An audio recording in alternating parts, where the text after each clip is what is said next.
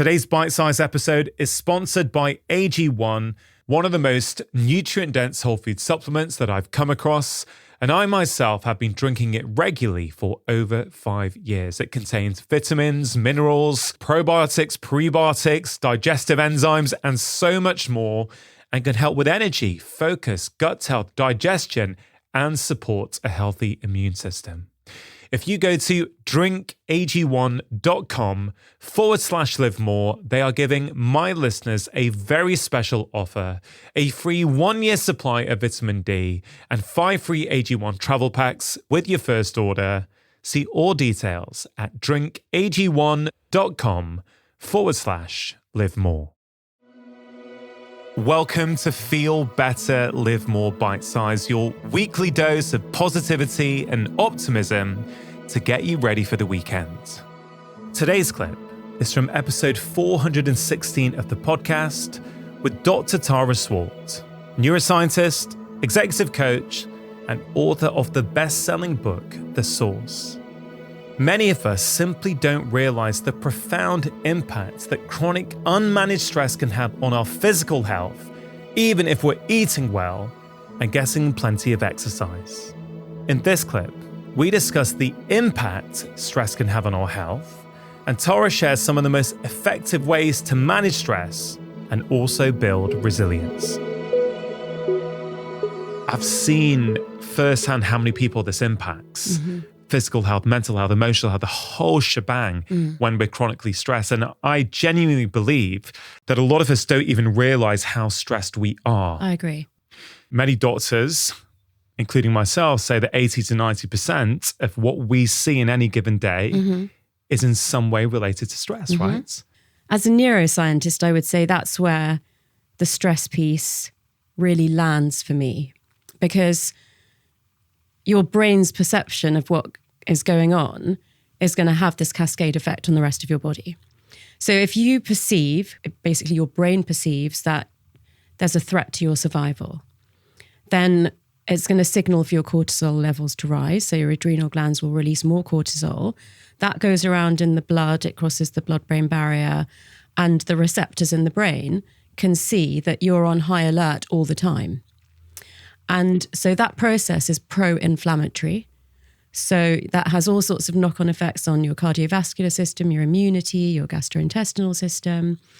And it's very dehydrating. So, that can show up on your skin and your hair, your scalp. And the other thing is that as a very ancient survival mechanism, that encourages storage of fat in the abdominal fat cells. So basically, you would kind of have very dry skin, frizzy hair, a bigger belly that you can't shift, sleep disturbance, probably some kind of digestive problems. And it's all, what's behind all of that is stress. Yeah. You mentioned stress and belly fat there. Clearly, many people around the world are trying to lose excess fat on their bodies for a variety of reasons. And there is this obsession around diet. And of course, diet is important. But I think we underestimate how much stress is behind our weight, the amount of fat that we're storing, and so many other things. Would you agree with that? Yeah, totally. So even if you eat less or you move more or both, if you've got these high levels of cortisol, it's still driving that, depositing the fat into your belly. So it's kind of, we have subcutaneous fat and then we have visceral fat. So you're not getting fat all over, but it's mostly the belt that people would say, I've had to undo it a notch and I just can't shift it. And that's definitely driven by the stress hormone. It reminds me of a patient that I had 10, maybe even 15 years ago. She was in her 30s. She was slim. And she developed pre-diabetes from stress alone. And the reason I know that is because I knew that she looked after herself with her diet and her exercise, but her job was mega, mega stressful. And when we helped her address that, when she realized that she needs to address that, within a few months, without changing her diet and her exercise, her blood sugar came back into the normal range. Really? So stress is impact on our physical health, I think, is profound. And I don't think the public know enough about it. And frankly, I don't think our profession knows enough about it. No. It's because it's kind of behind whatever inflammatory, marker you're seeing. It's almost like it's hidden. So, even if we understand that a certain disease is kind of like underpinned by inflammation, we're still not necessarily taking that step back and saying, what are the stress factors in your life? We're much more likely as a profession of doctors to say, keep a food diary, how much exercise do you do? How do you sleep? And keep focusing on those physical things. And I think that's a problem. But I also think some of the things that we learned during the pandemic, whether it was just the benefits of being in nature more, or whether it was understanding mental health better, I think is opening the door to the medical profession and educating the population about stress and how big an impact it has on all of those other things. Yeah. There are things that you can do to build your mental resilience, to build your resilience to stress. So if you have those tools and practices, if you've been doing them for years or you incorporate them now, that can help you to withstand stress. And I really found that actually in the pandemic, around the time that we spoke on the podcast, is that because I had been practicing yoga and meditation and, walking in nature and bathing with salts and, just all the journaling, because I'd been doing those things for so long, I could really immediately draw on the help that I can get from those things.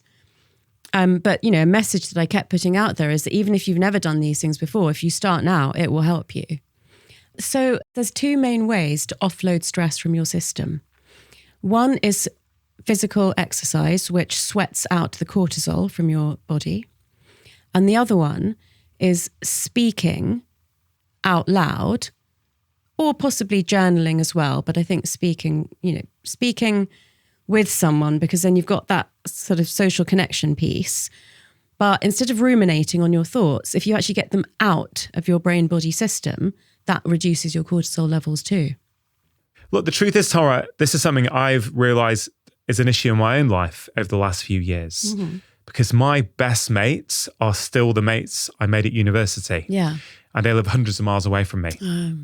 And so literally 4 weekends ago, we got together. We went to Wales for a weekend. Oh, yeah. And it was a very different weekend from how we might have done it in our 20s. We went walking in the hills. Yeah. And it was amazing. It was just three of us, actually.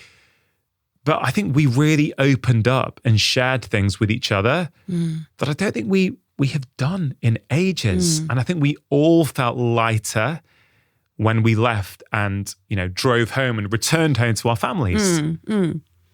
Being with people that you trust, that you've got such a long history with, that you can share things with, that maybe you find that some of the issues that you're facing in life, you're not alone in them. There's just so much benefit from that. Are you open to sharing what you do on a daily basis to keep yourself in check with yourself?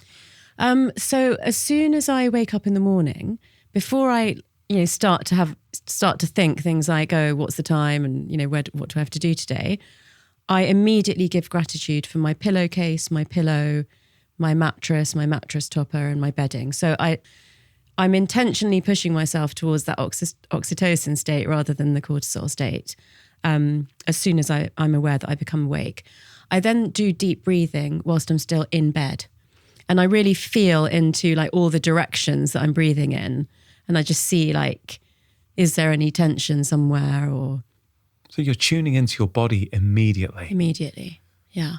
You're not allowing yourself, I guess, often into the emails, the social media, the news where, you've lost touch with your body and you're right into your brain and your thoughts, right? Yeah, I mean, I don't have my phone in my bedroom, and it's several floors down, so it's quite a while till I can get to my phone. And yeah, I got an old-fashioned alarm clock because I just didn't want to have to, that's people's biggest excuse, isn't it? I use my phone as my alarm clock.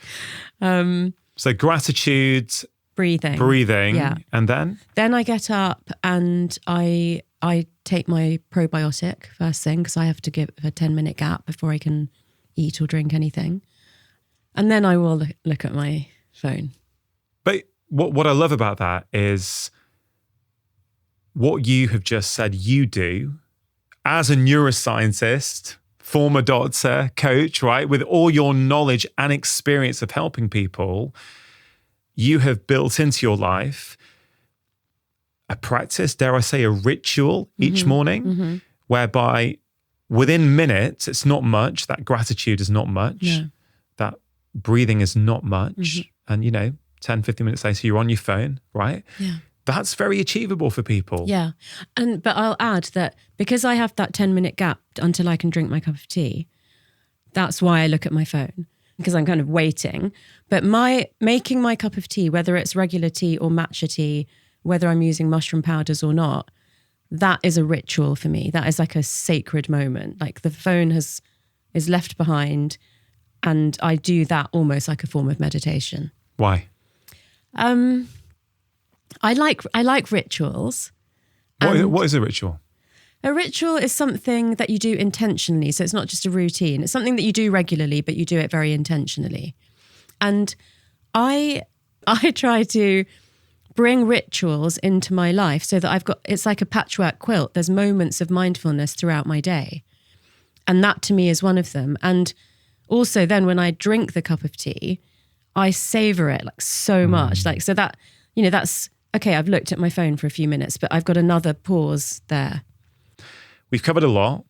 To finish off though, simple question. In all of your experience, doctor, neuroscientist, coach, lecturer, whatever it might be, what are some of the most impactful changes and lifestyle choices that people can bring into their lives that will improve the quality of them immediately? I'm going to start with some really simple, basic ones because I think it's always worth repeating these. So things like drinking enough water. I mean, just going from being in a slightly dehydrated state to being in a properly hydrated state all the time will make you feel different. Getting enough sleep and going to bed and waking up at regular times has been shown to be really important. But then I'd like to slightly switch and say that the more recent research on the benefits to your mental health, your health and longevity of spending time in nature and having really positive, meaningful social connections and having a purpose that transcends yourself, these are the three things that I'm more focused on now, having kind of, got the basics mostly right. Love it. Hope you enjoyed that bite-sized clip. Hope you have a wonderful weekend, and I'll be back next week with my long-form conversation on Wednesday and the latest episode of Bite Size next Friday.